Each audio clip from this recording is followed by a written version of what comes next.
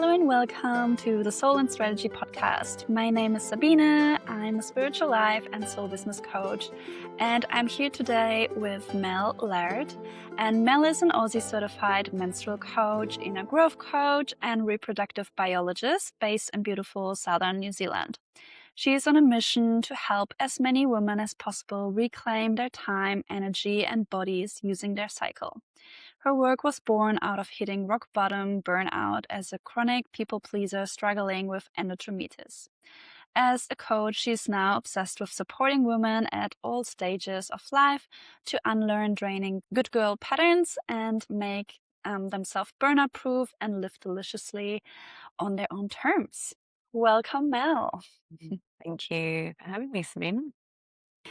Thanks for joining. I would love to dive into a little bit more of your personal story and also for the listeners to get to know you. And share a little bit about how you got to be a cycle coach and working with cycles and what was your story coming from, maybe the burnout, the not corporate, but your job to then finding this work and shifting into helping other women work with their cycles as well. Yeah. Yeah. So I've always been like really academic, and I would say that I've like never been the sort of person that's been like very connected to themselves or very self aware in the physical sense. I was like very like intellectual, and I really prioritized like what my head knew over anything else. I wasn't intuitive. Yeah, I didn't really have any connection to myself in other ways than through my head. And yeah, that made me a really good student. And then I went and spent a lot of time at university, and I just like I enjoyed that intellectual academic kind of side of things, and I ended up becoming a scientist. And Mm. yeah, and that was really good. Like that was something that I enjoyed for a long time, but it's also a really competitive kind of masculine environment. It's like real sort of like hustle culture, and you really just need to be productive all the time in order to like stay competitive. And I got really good at that. And I got really good at ignoring my body and pushing through my own limits and yeah, just like I guess ignoring my needs to get things done. And that only works until it doesn't. And like about 8 years ago, I burnt out hugely. I'd not long before that like finished my PhD, and I'd moved to New Zealand from Sydney, where I'm from, to start a job, and it was a really good job, but I had like nothing to give to it. Like I was absolutely like tapped out. I was so burnt out from just years of like I guess neglecting myself to be productive or to like be competitive in this academic world. And it was gutting because I've been such a high achiever my whole life, and it was like my whole identity, and then to like Mhm. start this job and feel like I just couldn't even function, and it was really, really hard, and it was like a very ego challenging thing to feel like I just couldn't perform at the level that I know that I am capable of. But it was like a wake up call for me, really. I'd been Mhm. ignoring my body this whole time, and it it was telling me to stop and slow down and start paying attention. So, yeah, and, like, it took me a lot of time, I guess, in that burnout phase to not only recover, but to unpack how I Mm. got there. Yeah, what's the I mean, like, burnout? burnout's, like, such a classic thing, but, like, it's not a good normal thing to be experiencing, even though it's, like, extremely common. So, like, I wanted to understand why so I could still be productive, but not end up back in that place of, like, massive depletion. And like the two things that really contributed to it for me that led to the work that I do now is that I I had endometriosis, and I didn't know.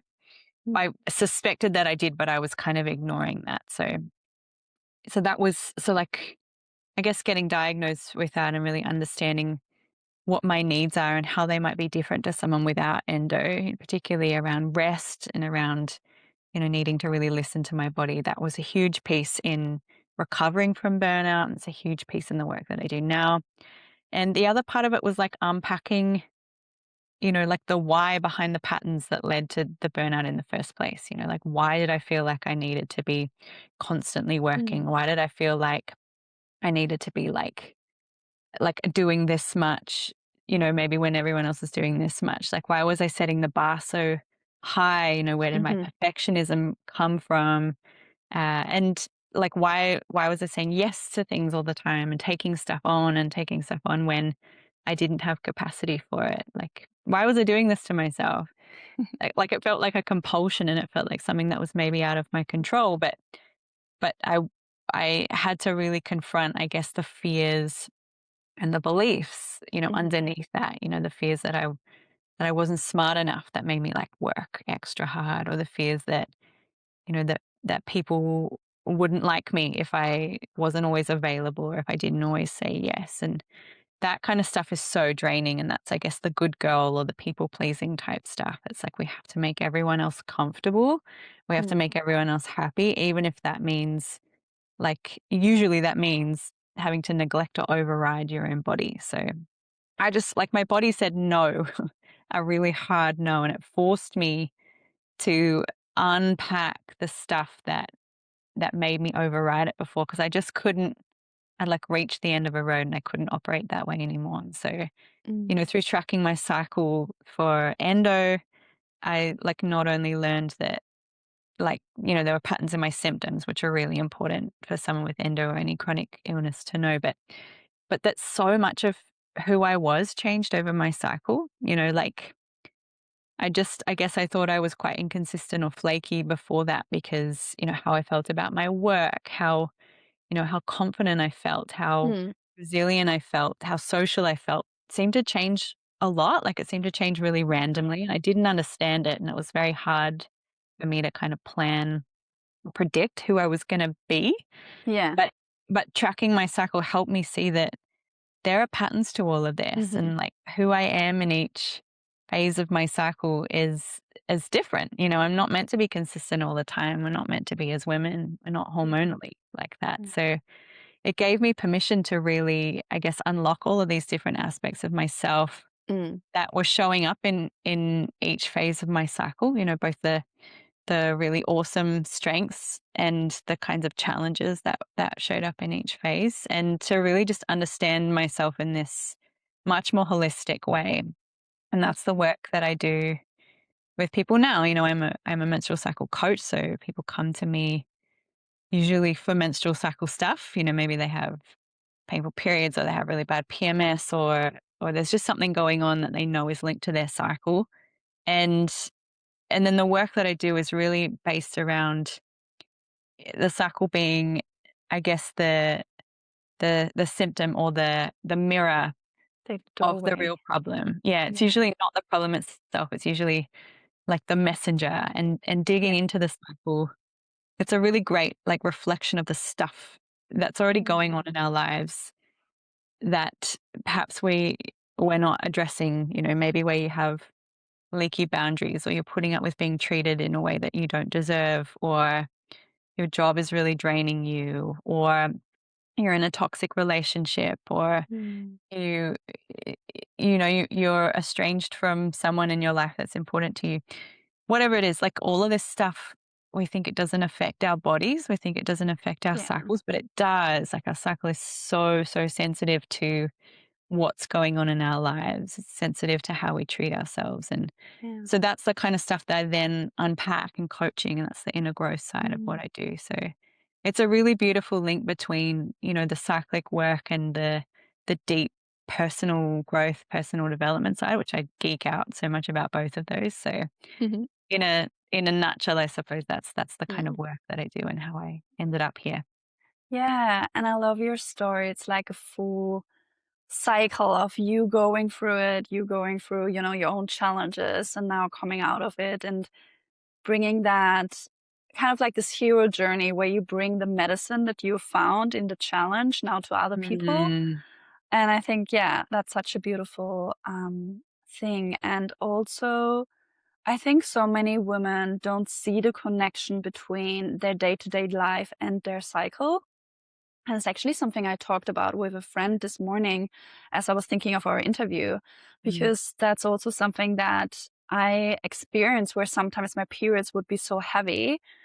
And, I think a lot of women don't think about like, why? Why is my period heavy this cycle? It's just like, oh, maybe that's just a random, who knows why. But often Mm. when we look back, it's like, okay, I've had maybe a lot of stress, a lot of things were going on. And as you said, our periods are so sensitive and that energy just gets reflected then in the period and kind of gets flushed out. That's how I at least have seen it. Mm. And I've had a heavy period recently and I was kind of sitting with that. And I was like, okay, why is that? And it's like, okay, yeah, actually, probably haven't taken as much care of myself as I could have. And Mm. my period was just reflecting that back to me. So I love that beautiful dance between like our inner world, what you were saying, like the limiting beliefs, the burnout, the maybe I need to do more to, be not judged or perceived as, in a certain status or whatever it is, and how that then can also impact our body and our periods as well. So, Mm. yeah, such a beautiful reflection and connection. Yeah, absolutely. And for anyone who's kind of out of touch with or feels like they are not really connected with their cycle, they have a cycle, but they don't really know what to do with it. It's just something that just like is part of biology and it just happens. But they don't really know how to connect with it or why they should even connect with it. What would you say could be some practical tips here as well, where women can start to get in contact with that feminine side of them, their cycle or their bleeds, Mm. and the emotional side? Mm. I'd say like something I want to say first is that like when women start hearing about the work that I do and cycles and whatever, they start learning about their bodies a bit more. Like it doesn't matter how old they are or where they are in their lives, they always say like, like how did I not know this stuff before? Mm, And they almost like kind of judge themselves like, I should have known this before. I should have mm, been tracking. Like, why am I only just doing this now? And I'm always like, why would you have thought to? Like, this isn't something that we're taught to do as young people. This isn't something that, generally, like some people are really lucky in this way, but this isn't something that our mothers passed down to us like they once would have. Like connection to our bodies and connection to our cycles, like kind of a taboo to talk about. It's like a problem. It's like this secret. It's like something that's not treated as a normal, mm, healthy part of our lives in our society. So, like, of course, you're not going to be like, oh, I really would love to connect with that, or I've just intuitively thought to track it. Some people are like that, and I think that's really cool. But the rest of us have to find it in some other way if we're lucky to at all. So yeah, if you don't feel connected to that, then like that's very understandable. That's not your fault. mm. That's a reflection of the culture. But it Yeah, is, like, so possible to reconnect with that side and, like, I guess from that part of my story with having no connection to myself whatsoever, hating my periods, hating that my body did this thing every month and wishing I could just make that go away, and I did for a long time with birth yeah. control. I would skip the sugar pills and just pretend that I didn't have anything going on cyclically at all, but, like, to go from that to someone who loves their period now and feels really connected to it. And it's a real source of comfort and safety and growth. Like I think that that's a reflection that if you're also feeling disconnected, then you don't have to be if you don't want to be. And it like connecting with your cycle can look like whatever you want, but it doesn't have to be a complicated thing. You don't have to journal or meditate. You don't have to sit, you know, and make art with your period blood, although I know people who do all of this stuff and, Yeah. like, there are all kinds of stages of connecting with this, but, Mm, like, you can have period pain and still track your cycle. You can be on the pill and still track, how your body might change or feel on that.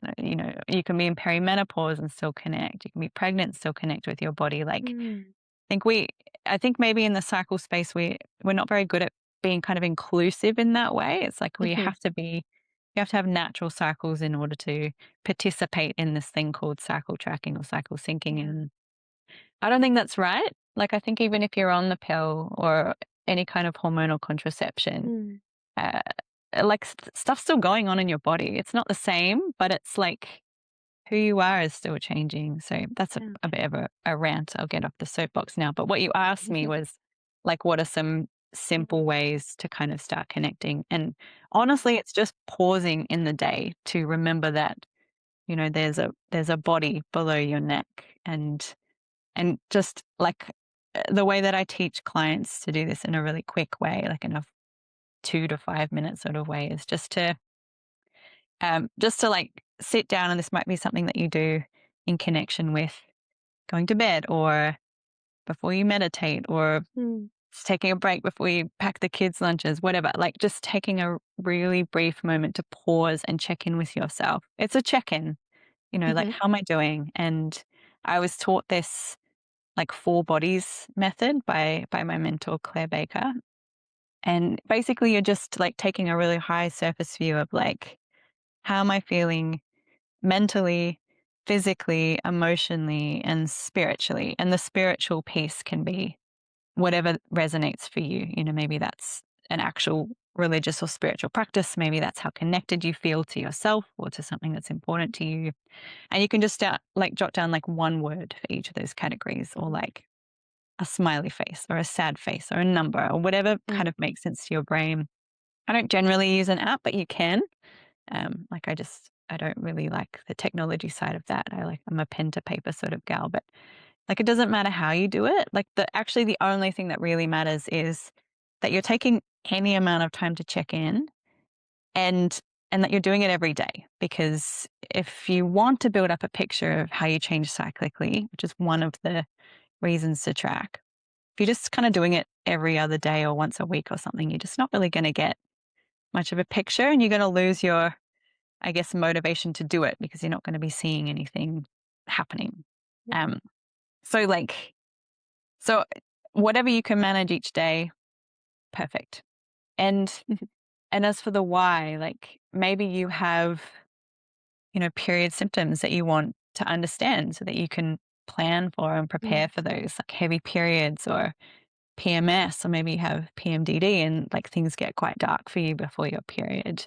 You want to know about that stuff, and that's really important to have that self literacy so that you can prepare yourself, and you can also advocate for what you need.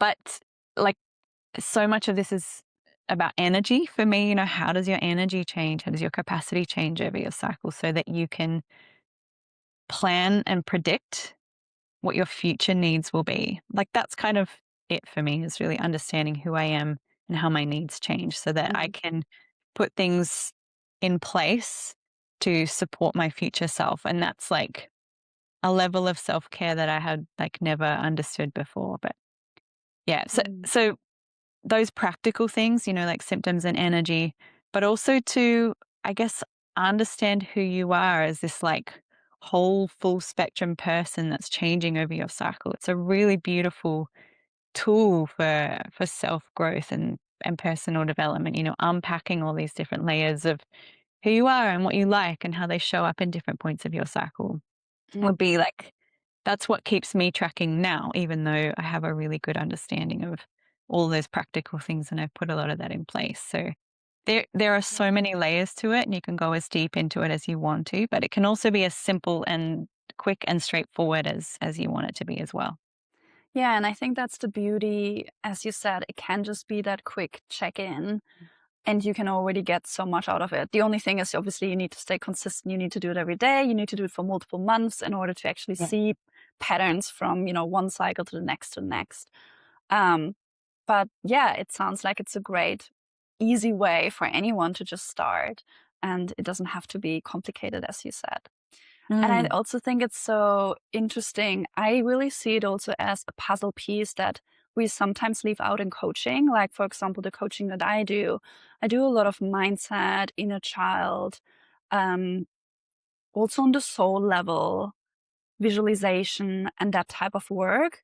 But obviously things change as a woman from, day to day, as you said.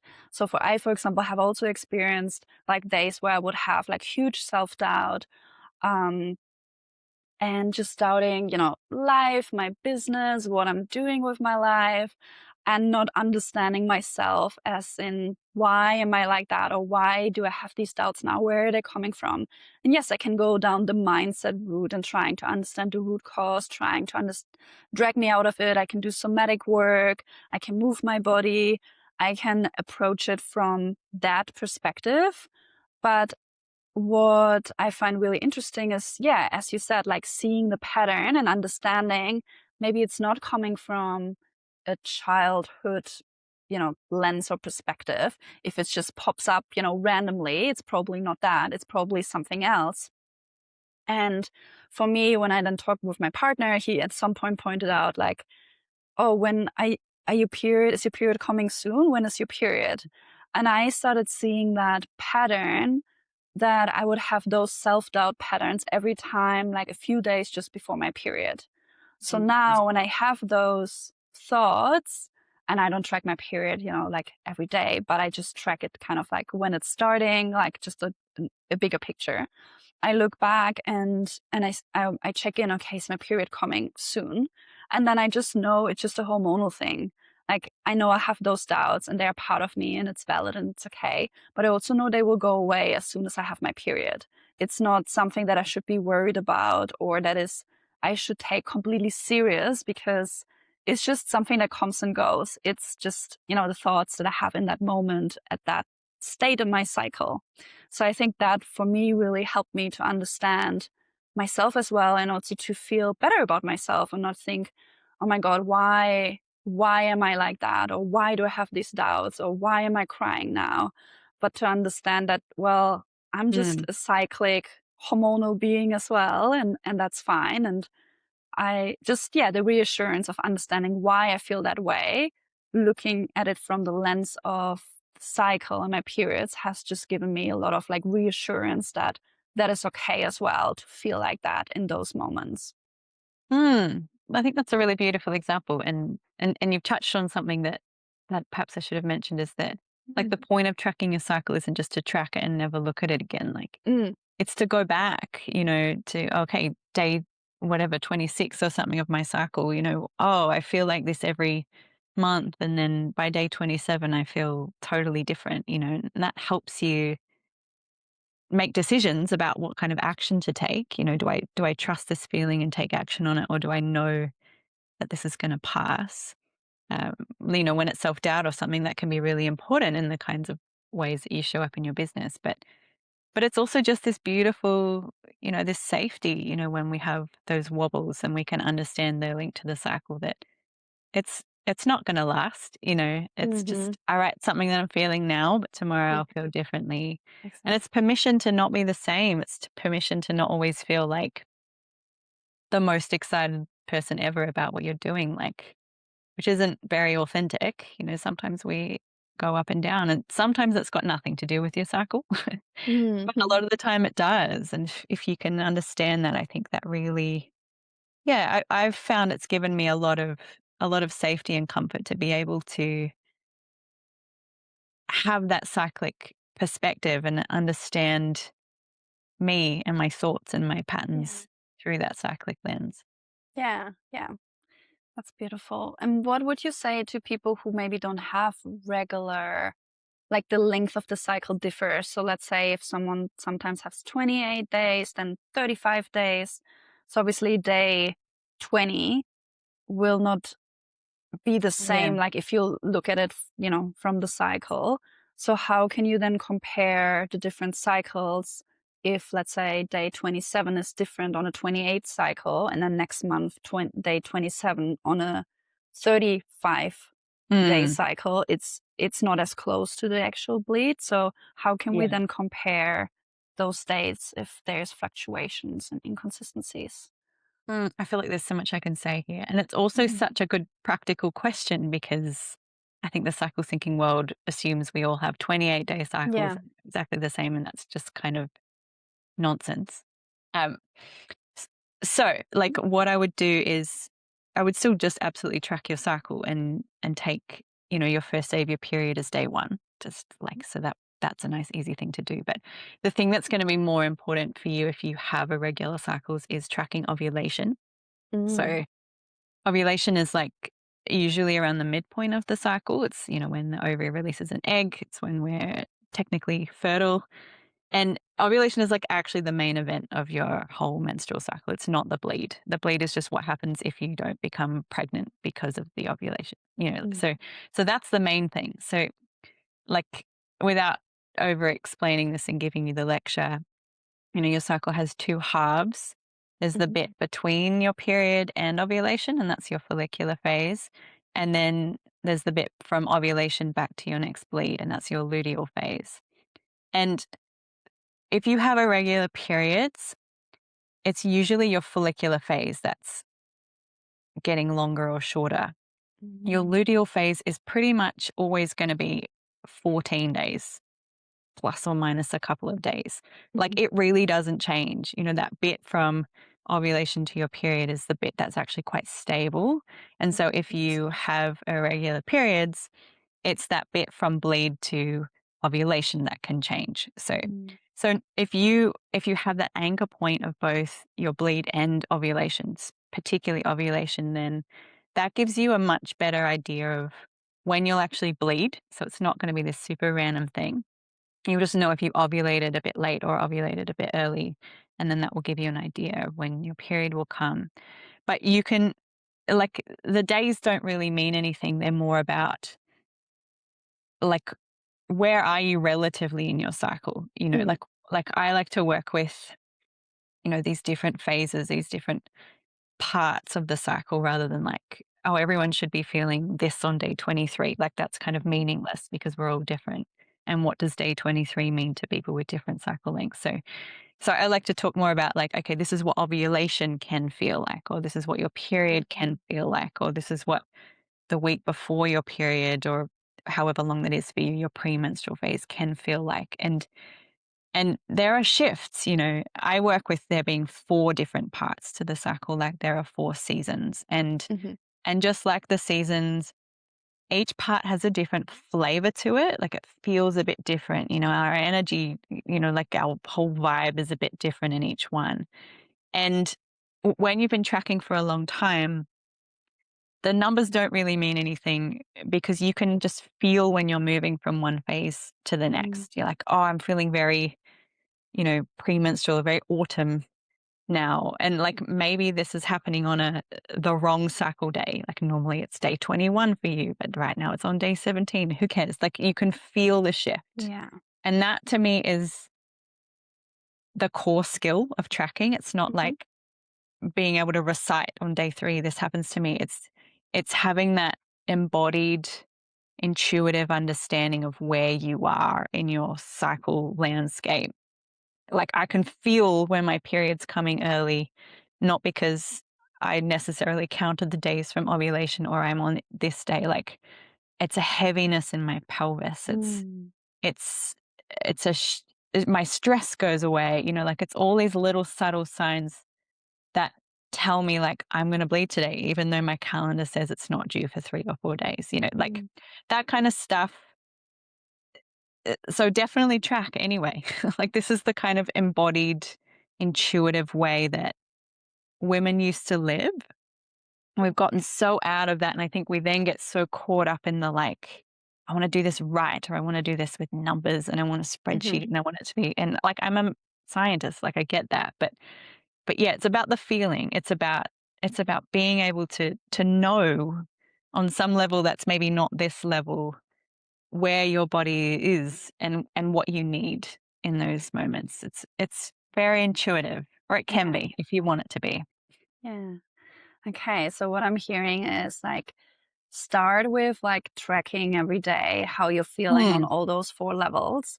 But then eventually, as you do this, you kind of see the patterns, not so much as every like day 1, day 2 is like that. But as you said, like the first week, the second week, the third week, more like phases that kind of yeah. merge, the days that merge together. So there's a certain pattern of like I don't know, 3 days before, 4 days before the period, this shows up. So by like tracking every day, you kind of get those bigger groups of different emotions, different needs that Totally. then you can attune and align to rather than just comparing day by day. Yeah, Yeah. absolutely. Absolutely. Yeah. And how, so you said it tracking and having that awareness is a beautiful way of then designing your life around it. So what would you say, how can we design our life and also our business? Because a lot of people who are listening to the podcast, they either have their own business or they want to start their own business. So how can we use that knowledge now that we've tracked, that we know how we're feeling in certain phases? How can we use that in our own business, in our own life, or maybe even how do you use that? How can we live Mm. differently to, yeah, if we don't have that knowledge, for example? Yeah. Yeah, it's such a good question. And like, I mean, you can probably tell from what I've just said that I'm not a fan of like, do this on this cycle day, or like Mm, these are the workouts, or these are the business tasks you should be doing on day 6 of your cycle. Like, A, that doesn't apply to everyone's cycle, and you know, B, we're all different. And every cycle is different. I think we forget that too sometimes. So like the idea for me is to work with the broad patterns, but also to be, to stay connected to myself and mhm, adjust adjust them as I need to, like the the phases, or like, what I know I need, or how I know I feel in different phases is like the framework, it's the structure. And I like generally kind of plan my life around that, and I'll give you some examples. But mhm, then within that, like day to day, I'm recognizing that, my cycle is so responsive to my life. It's so responsive to the stress I might have or not have. And so like I might usually feel a certain way when I ovulate, and I might plan a whole bunch of stuff. I might have a lot of energy. But there are times when I have no energy at ovulation. mm, And I don't want that to completely ruin my entire month's work, or throw me off the wagon completely. So like there's an element of needing structure, so that we're not just mhm, like, oh, what am I going to do today? I don't even know, because that's like not, that doesn't help my brain. But having the flexibility in there so that you can still be consistent, even though our bodies are not consistent. So like that's very vague, but what I'm trying to say is like I generally, like I've gotten really good at understanding generally where in my cycle my energy is higher, or my capacity is higher, and where it's lower. mhm, And the like the most basic premise of what I do, how I live or work cyclically, is that I use the higher energy phases to help me protect and plan for the lower energy phases. mm, And like what the high and low energy phases look like for you is going to be different to what they look like for me or to anybody listening. So it's not necessarily ovulation's high, periods low. It is mhm, for me, but like that's something that you get an understanding of by tracking every day. yeah, So in those, in the phases when I'm generally higher energy, that's when I might do more content creation, for example. There's definitely phases where I'm like really drawn to that, and I'm like, this is so much fun. And other times where like I'd rather have a tooth pulled than show up on Instagram. And I know that that's cyclical, and so like it makes sense to me to then, plan a bit more of that when I'm going to enjoy it, mm, and to protect myself as much as I can from having to do that stuff where I'm just going to hate every second of it. So going with, the enjoyment factor of it. But, I will, like, I'll cook more meals, or I'll cook really big batches of meals to freeze stuff away when you know, when cooking is enjoyable, when I have more energy for cooking, so that I don't have to, be on my feet in the kitchen when I'm bleeding or in pain. mm, Like that feels like such a nourishing thing to be like, okay, Mel of 2 weeks ago, has cared for me in this way, and I can pull the little mm, meals out.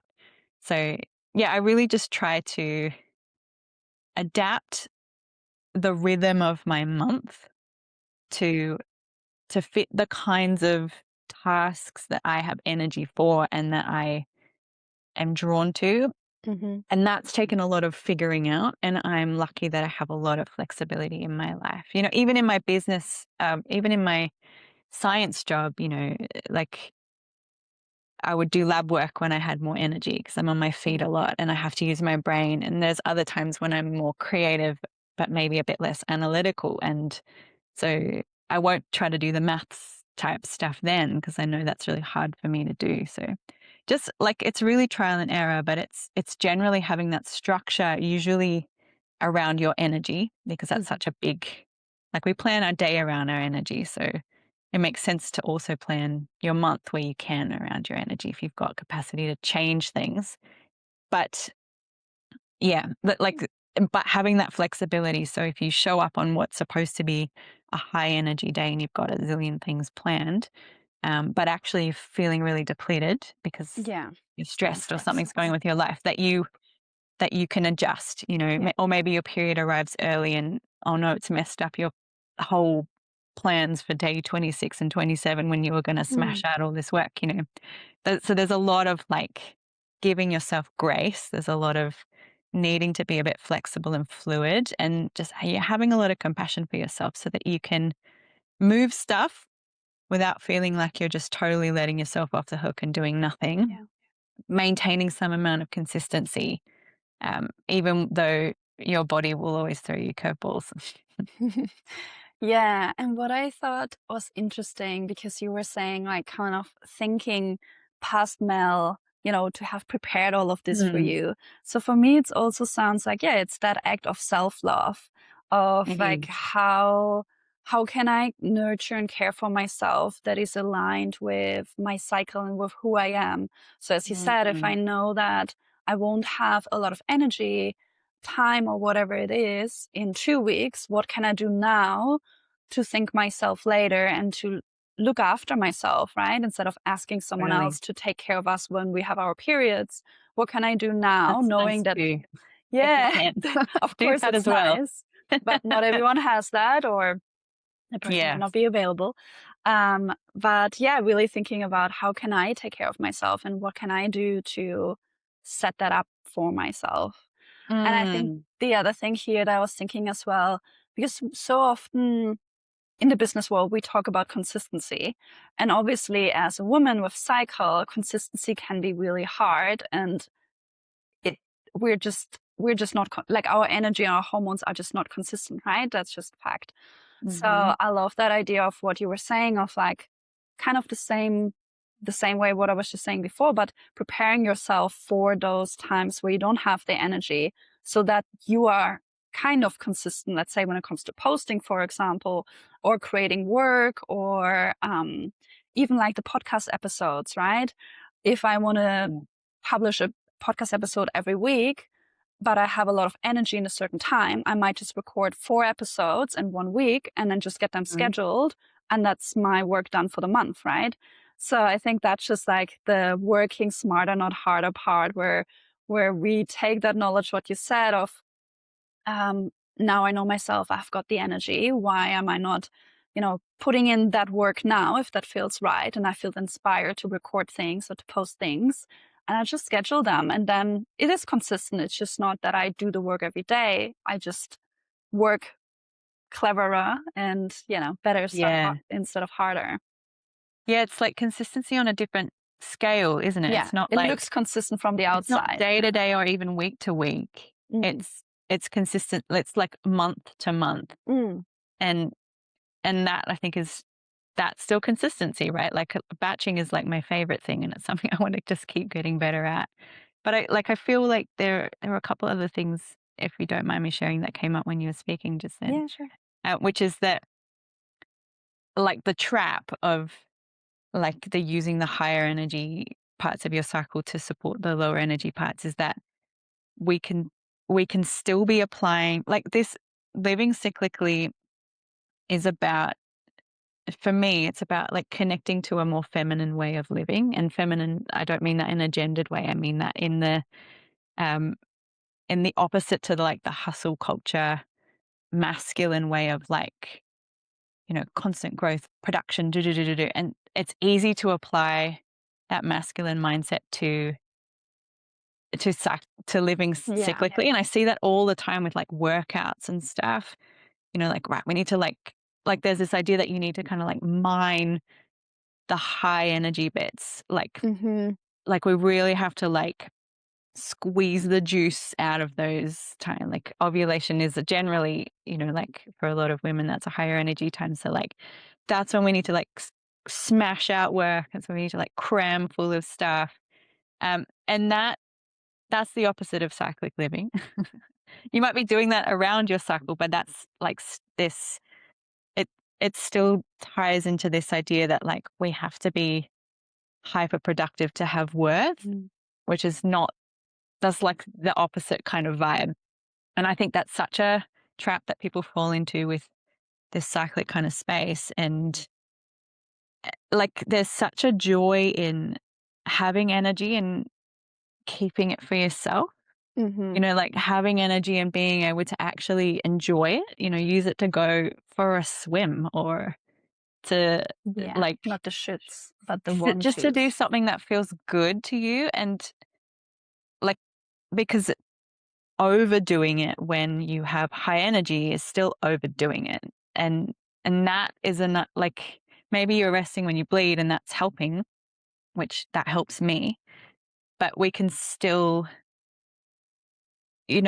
deplete ourselves. And often I'll find that if I do that for too long, because I fall into this trap all the time as well, especially running a Mm. business, that like if I do that for too long and I don't give myself enough of that energy, I don't like just enjoy like the juiciness of those higher energy Mhm. times for myself, then I get depleted. And then the high energy bits of the cycle never come.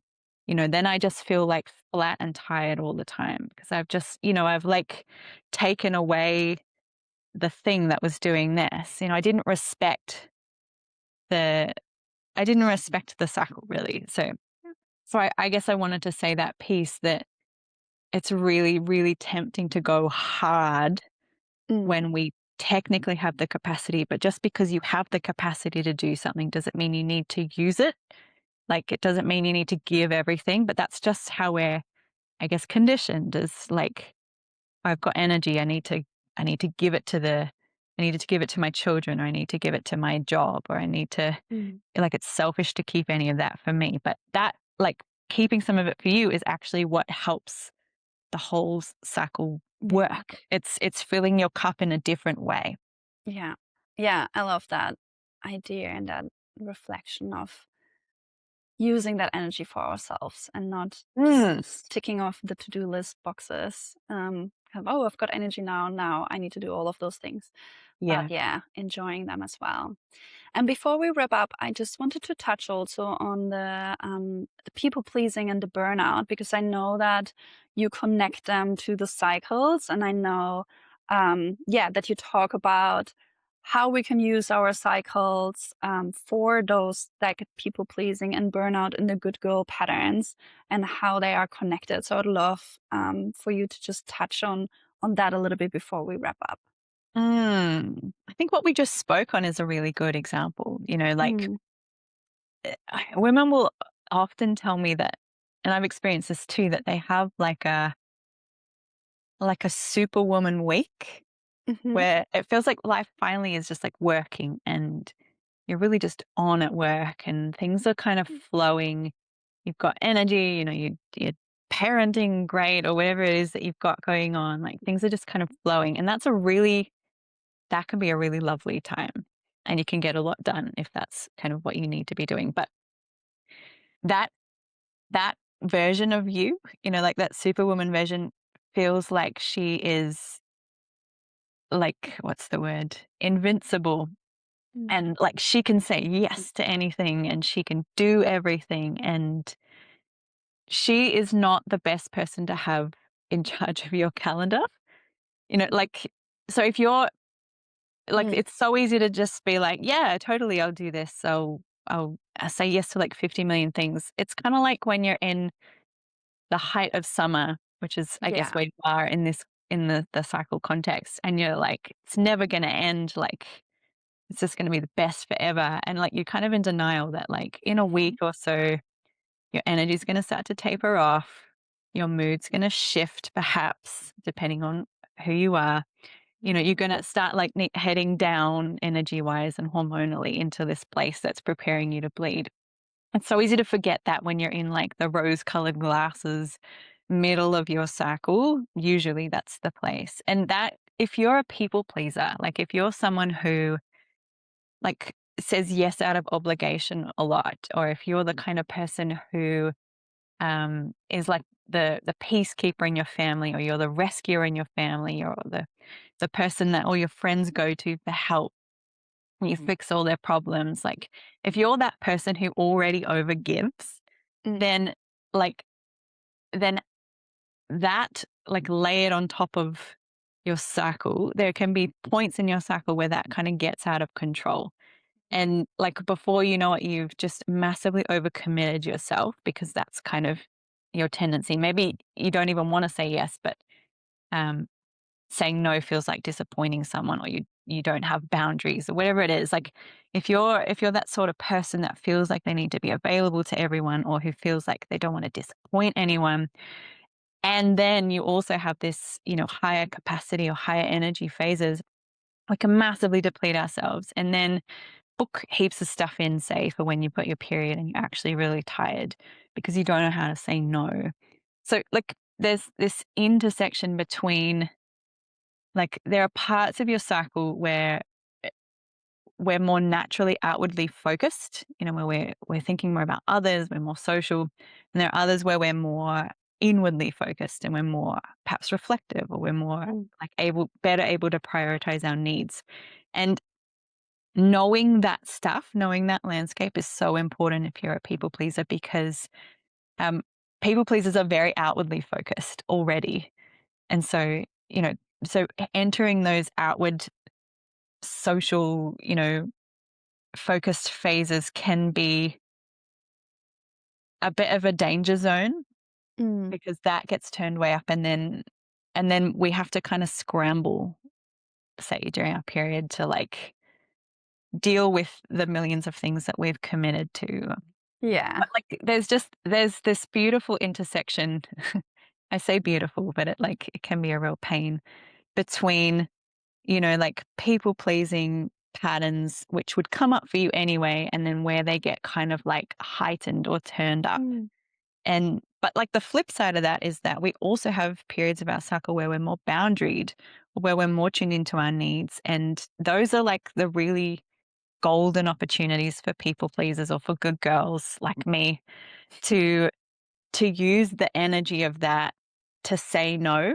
I find that Yeah. so hard generally, but there are certain points of my cycle where that's much easier to do. And maybe I will save something up to do in that point, because I know I'll be able to do that with Mhm. conviction and not just say yes. Yeah.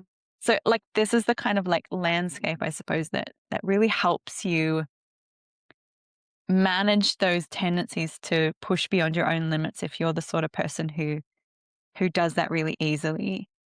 And and maybe put boundaries in place around those, like outward focused points in your cycle where I just don't say yes to anything when I'm ovulating, for Mm. example. Yeah. Or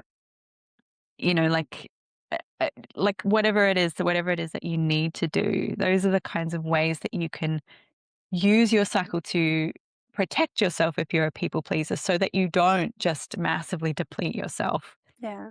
when you Yeah. have energy and capacity. Yeah, I love that. In the end, it all comes back down to awareness, right? Awareness that you are a Yes. people pleaser, that you tend to say yes to things that Yes. don't feel good, and awareness when you do it and how that is connected to your cycle. Yeah, awareness on all these different levels, on the somatic level, Mhm. on the mindset level. Yeah. And then the deeper layer of awareness is, what drives the Mm, patterns of why am I? overcommitting and rescuing or whatever in the first place. And your Yeah. cycle is a really beautiful way to like make those things really obvious to you, so that you Hmm. can then go and do, that deeper work to heal that stuff. Mm. Which is, I guess, the other piece of what I do with clients. It's like, it's one thing to see the pattern, and it's another thing to kind of put, like, to manage it, like Yeah. to put some stuff in place. But life gets so much easier when you can address it at the root and kind of stop it from having that impact and stop it from being something you need to manage in the first place. So, but yeah, it's awareness at every single Yeah, level. definitely. Beautiful. Thank you so much for sharing all these beautiful things. I feel like I've learned so much, and I'm sure that everyone who's listening to this episode has learned so much. Is there anything else that you want to share? Maybe one takeaway or one thing you want women to remember? And then obviously also how people can find you, connect with you, work with you. Yeah. Hmm. I guess the thing that's come up as like the thing that I want people to remember feels like a big thing, which is that like this cycle stuff, like connecting to our bodies and connecting to our intuition, it's not a new thing. It's Mm-hmm. it's something that has been lost to us as Yeah. women over many, many generations, but it's like a remembering of the way that we used to be and we used to live. And honestly, I feel like it's that kind of remembering and that kind of connecting back to cycles and to like intuitive ways of living and things that are sustainable and cyclical. That's really what the world needs now. I think it's what Mm-hmm. we as individuals need, and I think it's what we need collectively. I think we've really gone Yeah. away from that in like every sense. So I like to think that by connecting to this myself, it's it's kind of radical. It's activism, it's decolonizing, it's a like a deep remembering of the way that of like the wisdom and the power that we have as women that we have completely been like disconnected from. So if you needed another reason beyond the practical to connect to this, then and you do identify as a woman, then this is your birthright. This is Mm. something that's yours to access and reclaim, and it's a really beautiful and special thing. And I would say that like in terms of connecting with me, which I would love, of course, you can find me over on Instagram. I'm at melanie.laird, Laird.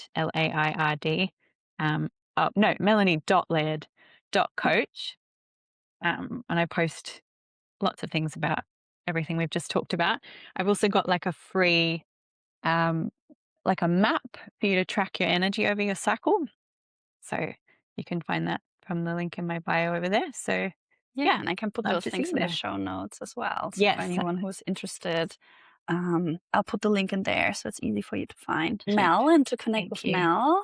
And yeah, thank you so much for being here. Also, for anyone who's listening, if you've had any insights, get in contact with me, Mel, or write, a comment under the episode. We would love to hear what's your biggest takeaway.